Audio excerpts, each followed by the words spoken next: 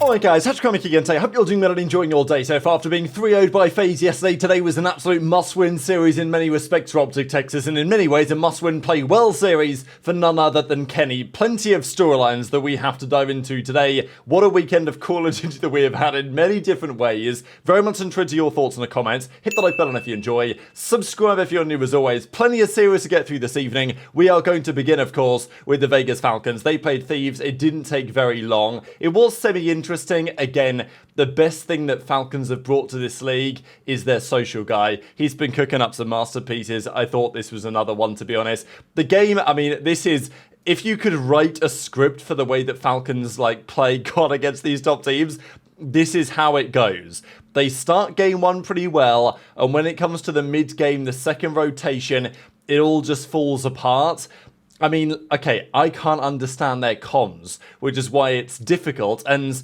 Priestahh, this is the other thing, he doesn't speak Arabic, right? So it must be really difficult for him to look at the team and understand exactly where their communication is letting them down, because we know they can shoot straight. They show that repeatedly, certainly in the search and destroy. Sure, maybe not as straight as some other players, but it's the respawn that lets them down. There are so many moments where they get broken or they just simply cannot hold a setup to save their lives, and I think they are slowly improving. It's just other teams are improving faster or at the same tempo, and that's leaving Falcons behind. This, though, was an unreal map of search and destroy. Look, were Thieves trolling and just running it down? Yes, they were. Did Vegas Falcons capitalize very well? TJHaLy went on an 8 spree or 9 spree, I think, after he got this kill to close out the game 10-1. So, great map from the Falcons. They weren't even that happy about it, because I think they kind of knew that Thieves were being semi-disrespectful, and honestly, watching this map, I felt like Thieves had decided that they wanted to play a Skyline hardpoint map 4, but look, to be fair to Falcons, their search is actually reasonable. It's just the respawns where they seemingly have no hope. Even this round was there's no way that they should have lost this round of control here. This is the control that they sometimes win, this vault control. Obviously, Thieves decided to play them on it, and they did lose in a 3-0 fashion, Falcons. And then the final map was basically the same story as game one. So it was funny because Scrappy, obviously great AR player, found a way to go negative today. But HyDra did have a few maps where he was absolutely farming. And this is a crazy stat. This will be the records. Whenever Falcons win one, if they win one, I don't know, it is going to set a record, right? Because they've now lost 17 hard points in a row. They're 0-17 in the mode this year. I don't know when they're going to win one. I don't know if they're going to win one. And it's interesting timing just because in challenges today, with the Challengers Cup ongoing, iLLeY's team beat the Falcons Academy 3-0 to advance to the winners finals. And even as Omit say, send us your pro team, will 3-0 them too. So yeah, we'll see how it goes, right? It's tough for the Falcons. This tweet actually, I was generally laughing for 15 seconds this. I thought it was real funny the way that Scrap said, GG's 1-3-1, those guys are goated in search, as if, Scrap didn't just run it down the whole map. But look, they did play pretty well in search and destroy, so fair enough. But they get the victory 3-1. This is what could be a pretty legendary copy pasta. So this guy in the replies here says the following: obviously roasting the Falcons team, not happy with their performance. I swear to God, you are the stupidest team. Is it possible that no one tells you have failed? By God, these are obvious mistakes that only an idiot would know about, except your bold, failed, intellectually sterile coach, which apparently is a pretty common term in Arabic, which is translated sensationally here. He only does this so that he can tell them that you did not fall short. May God make him fail. Now, he's not talking about Clay here, he's talking about Looty, unfortunately for Looty, the other coach of the Falcons. So, thought that was pretty legendary. The other thing that I have to note here before I forget is that Wixel on this map 4 had a grand total of 0 seconds in the hill. I don't think that I've ever seen this. Is it even possible? Is this a graphical glitch? What is going on? But he did this before as well, where his impact in terms of objective work was non-existent. It's actually insanely impressive to go an entire hardpoint map not getting in the hill once, or not securing any time for your team in the hill, of course. So, yeah, 0 seconds, legendary stuff, and the overall numbers look like this. I'll pause on them for a few seconds, and then we shall swiftly move on. Because Toronto played the Ravens. This was, I thought, was going to be an interesting series. I felt like Toronto were going to win. They did, and Ravens look, they came top 2 at the minor, they came top 4 at the major, but I do think they're suspect. Like, and online especially, that's true. Their hardpoint is just woeful. It's honestly been woeful since day 1 of the game.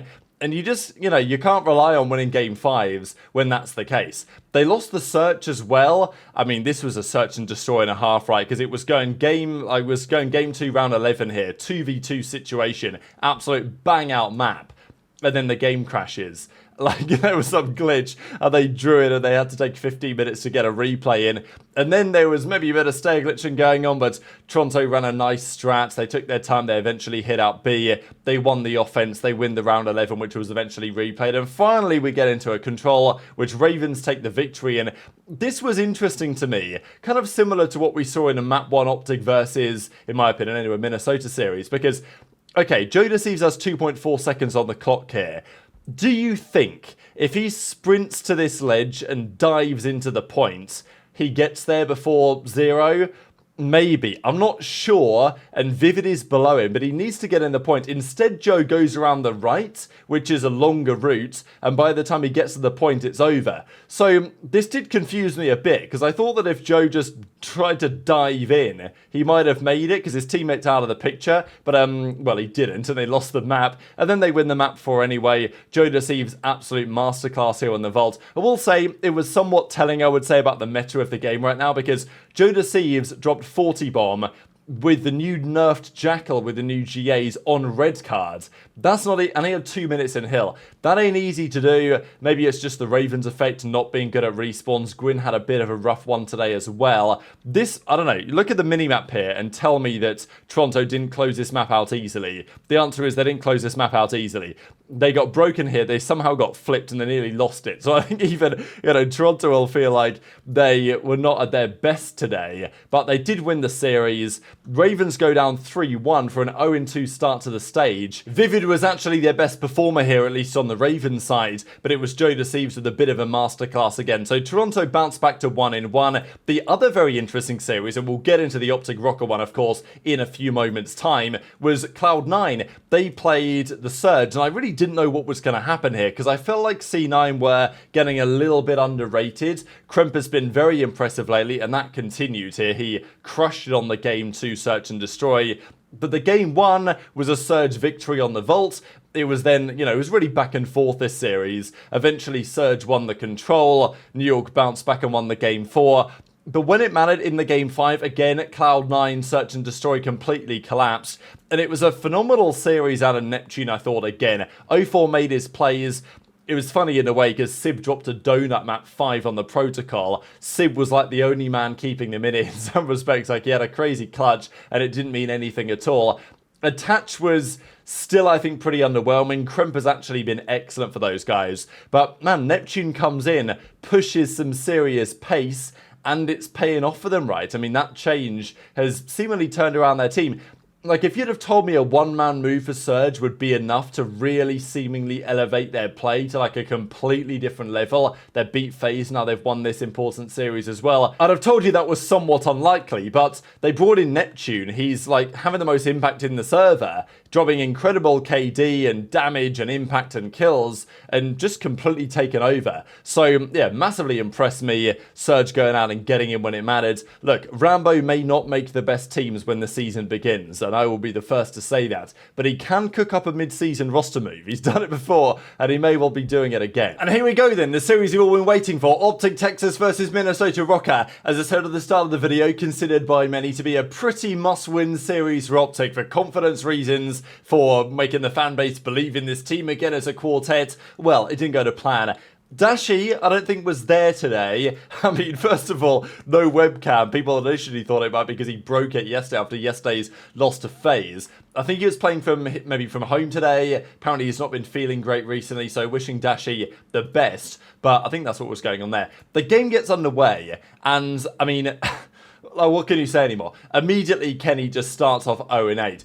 Now, Kenny is not a bad Call of Duty player. I think there's a few factors contributing to Kenny's performance at the moment, but at the end of the day, numbers like this cannot be justified in any reasonable way. I will say his assists and his impact and his damage was not horrific, but at the end of the day, certainly in a game mode like Control, where deaths are very important, this type of performance is simply not gonna fly. And I mean, when's the last time Kenny went positive in a map or in a series? I can't really remember. He did have this moment where he popped a 3-piece here, but there were so many moments this map where it's not just Kenny, like, the team is very uncoordinated. Rocker, honestly, fair play. Like, Paulex has taken a step forward. I don't know what he did. We talked about maybe some of his methods last night of him leveling up a little bit. But this Estrel, Nero, Geo trio is excellent. Paulex, you know, obviously his job was on the line, let's be real. They've apparently turned it around with him in the roster, it seems, for now. There was a few moments, so this was a critical one, and I'm not looking at the gunfight that Dashy just lost because he popped a 2-piece. I'm looking at the minimap here because Nero manages just to get through the back of Skyline, and we saw Kenny when he was on stream talk a lot about this, the issues that they had with their comms, and Nero gets through the back. Dashy was picking up top middle, but no one was watching the wrap through. Kenny eventually did look at it, but then Nero was on the heady, guns Kenny, and then they get broken. It's like, that was the hill where OpTic could have brought it back. And they, you know, they scorned it, they didn't. I will admit, the next few moments, like when they went to the OpTic listening, I was actually really quite impressed. I thought their comms were good, they were calling out the right things, they were making the comeback in the right way. So I think there was a glimpse in there of the OpTic team that they want to be, and the team that I think they can still be. But fundamentally, Kenny finishes map 1 27 in 40. I mean, you know, 40 deaths, given that Shotzzy only had 30 deaths as your SMG, more than anyone else in the lobby, ain't great. This was also a confusing one, so Pred was up top mid, and with 3 seconds left to go, now I know it wouldn't have mattered because OpTic kind of wasted their opportunity here. If Pred had have hit the hill, he would have died anyway, probably to number 7. But I don't really know why Pred did this. There was 3 seconds to go, and Pred could have just hopped down and slid in the hill. The play that he made was gave up the win. Like, he gave themselves no chance to win because his teammates weren't close. Kind of unclear why he did that. It probably wouldn't have mattered anyway, to be fair. And these were good maps for Rocker, but like, moments like this, it's not necessarily Kenny's fault. It's just, what the hell are OpTic actually doing? Like, this round, I just don't get it. Everyone knows how Vault, Search and Destroy plays. You run into the A side. How many times have we seen teams on the defensive end get away with this? I mean, number 1, Kenny, like, I'd say it's not his fault. Where is he? Like, what is he actually doing here? What's Dashy doing as well? Because Shotzzy is basically the only man trying to stop this, and Nero just jumps down from top mid. CDL, like, this should never be possible. Like, you know, you guys playing game battles out there, which doesn't exist anymore, but wages and stuff. Like, how often can you get away with this? Like, there's always an AR watching this to stop it from happening. But OpTic just decide, you know, inshallah, we're not going to bother with that. Nero drops down, he gets the kill on Shotzzy, guns Pred down trying to plant, and that round's chalked up. Like, I genuinely couldn't believe what I was watching here. Like, it was honestly astonishing. Kenny starts off 0-4, he then starts off 0-6. We did, though, see some smiles from Kenny, and usually, like, this happened before, Kenny's smiling, he's joking around, he's having a good time when they're losing. Usually that indicates the flip of the switch, they're going to turn it on. But, yeah, not this time. But a couple of moments where Kenny seemed to be, like, I think at the end of the day, Kenny online COD maybe aren't, you know, a match made in heaven nowadays. Maybe Kenny Black Ops 6 isn't a match made in heaven nowadays, who knows? There was a couple of guys commenting on my video earlier today saying, like, Kenny's engaged now, he's going to have a wife soon. Does he care about online COD anymore? Like, you've got to care about online COD. This is your job, you're getting paid money to do so. But, yeah, it just feels like something's off over there at the moment. And this was another one. I mean, here we are at 3-3. Again, they just waltz in. Like, okay, the fact that Nero did it again, he just went into A on an OpTic attack.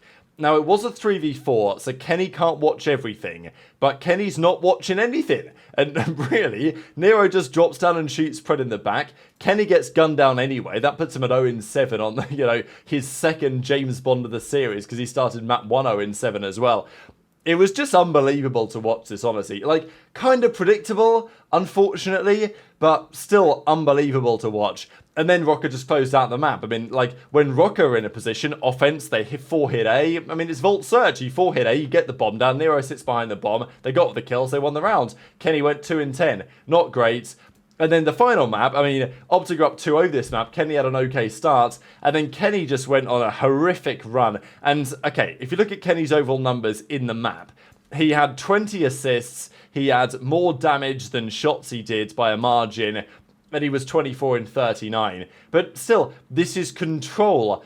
Deaths are very... You can't just die, right? Like, that's the point, especially as an AR. CleanX and Nero, bit of a masterclass on the other side. Both of those guys dropped 40 bombs to close out the series, even as Nero says, holy slammage, GG's OpTic won 3-0. And this was the immediate reaction after the fact from the OpTic guys. So, yeah, not a good day again. I felt like OpTic could win in 5 today, but I genuinely did think there was a chance that they came out and got slammed, and that's what happened. So on a day where I made it clear and most people made it clear, Kenny had to play well, OpTic had to deliver a result. Kenny delivers a 0.59, 53 kills, 90 deaths. I still don't know how he managed that. 90 deaths this series. And to be fair, his damage was not, like, bad, but in terms of impact, it was in the negative, it's got to be said. So, yeah, I'll pass it over to you guys. Give your thoughts in the comment section below. We'll be talking about this one for days to come, I am sure. Hit the like button if you enjoyed. Subscribe if you're new. Take care, and I'll see you next time.